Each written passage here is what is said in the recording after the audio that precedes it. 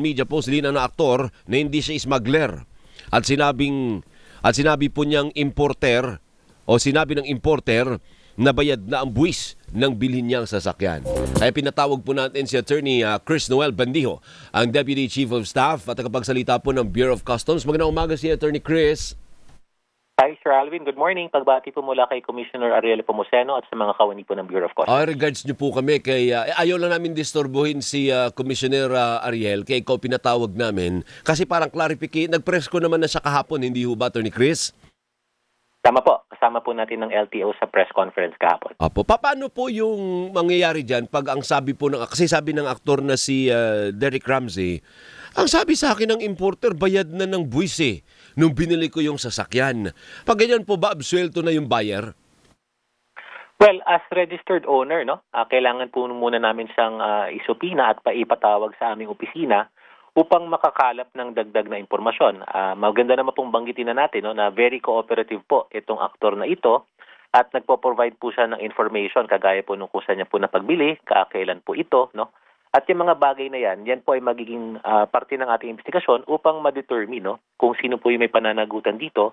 Dahil ultimately po, yung nagpasok ng sasakyan, yung importer po, at yung nagdeklara po nito, maging yung kanyang consignee at yung kanyang customs broker, pagpapaliwanagin po natin yan. Pati po yung aming kawani actually, pagpapaliwanagin po natin yan kung bakit po ang isang sasakyang nagkakahalaga ng mahigit 48 million noong 2021 ay naideklara ng 3.2 million lamang at yung buwis na binayaran ay mahigit 1.8 million lamang. Napakalayo po nung halaga ng dapat binayarang buwis doon sa kanilang talagang binayaran. Opo, pero doon na ang punto ko, Attorney Chris, is, di ba ako bumili? Halimbawa ako si Derek Ramsey, binili ko in good faith. Ano po?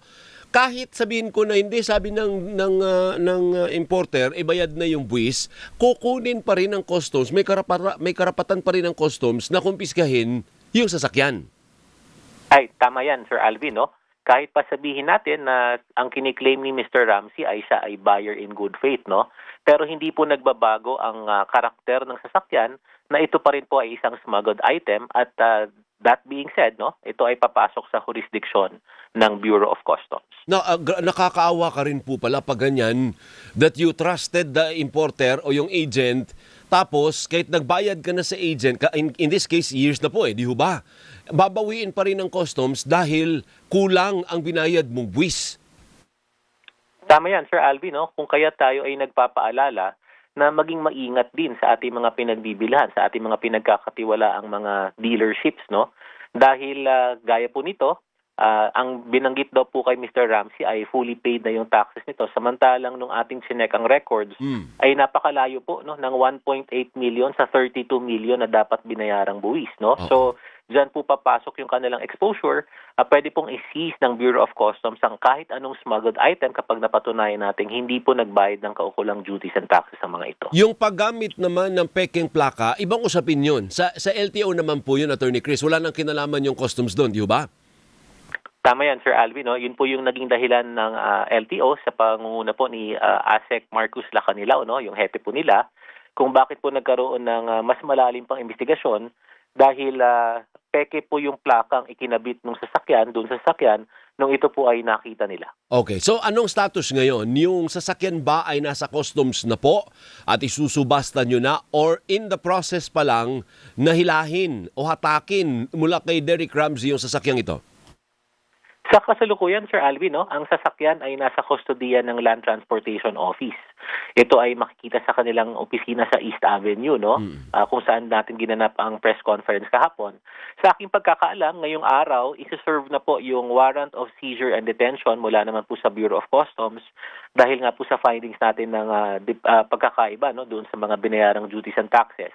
Meron po tayong ugnayan sa registered owner kay Mr. Ramsey at yun nga po, nakikipagtulungan naman po siya.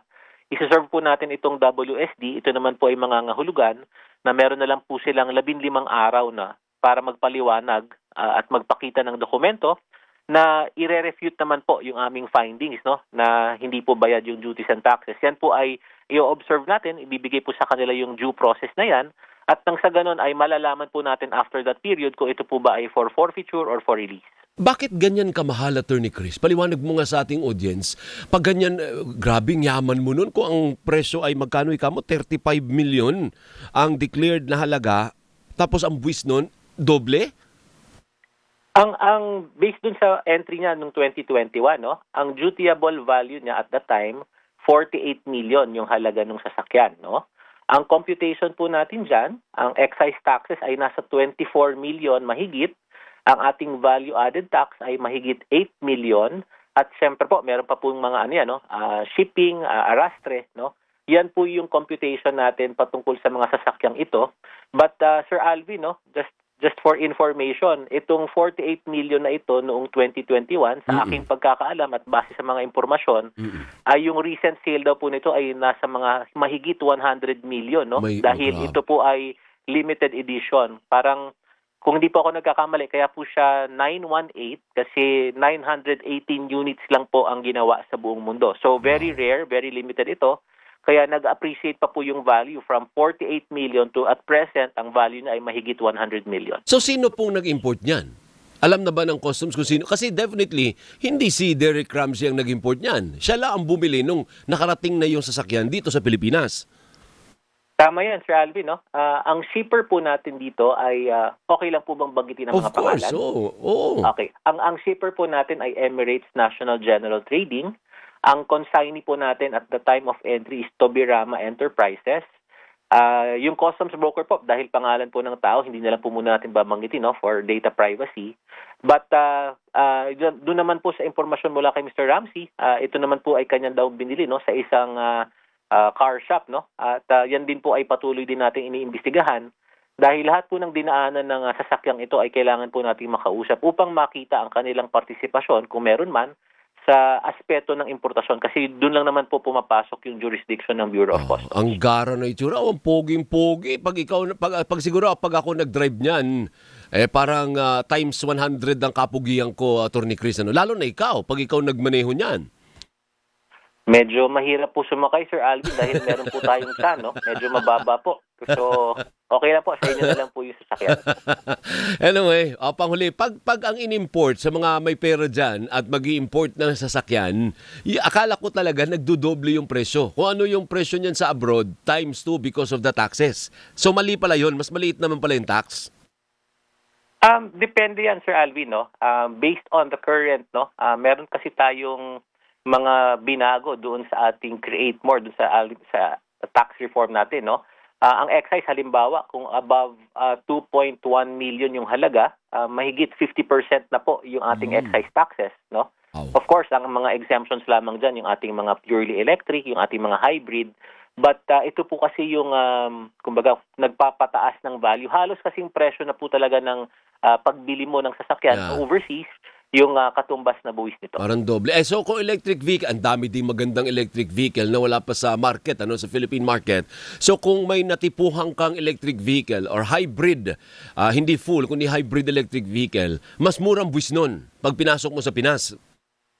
Tama po. Kapag purely electric vehicle, exempted po ito from excise taxes, no? So malaki po yung kabawasan nito sa babayaran na natin. Kapag hybrid naman po, parang meron pong 50% reduction of the regular excise tax. Makahanap nga ng electric, Attorney Chris, Mas mura-mura pala yun, Ang daming magagandang model din. So pag bumili ka ng Tesla, halimbawa galing sa Amerika, although may Tesla na po rito, yung bagong model, halimbawa, pag pinadala mo yan dito sa Pilipinas, wala ka ng excise tax. Ang babayaran mo na lang, yung mga import duties na lang.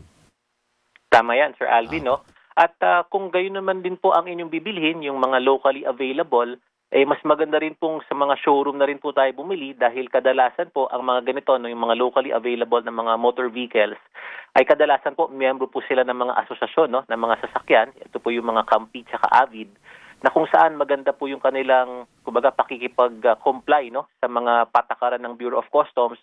At mas ligtas po ang inyong importasyon dahil natitiyak po natin na bayad po yung kaukulang duties and taxes. Thank you. Maraming salamat, Attorney Chris. At maraming salamat sa pasensya at biglaan yung pagtawag sa inyo. Thank you po, Mabuhay kayo. Salamat po sa pagkakataon, Sir Alvin. Magandang umaga po. Mabuhay ka, si Attorney Chris Noel Bendijo, ang Deputy Chief of Staff po ng Bureau of Customs. Sabi ni Yoj DL, I choose to be like Alvin El Chico's love for baseball cap.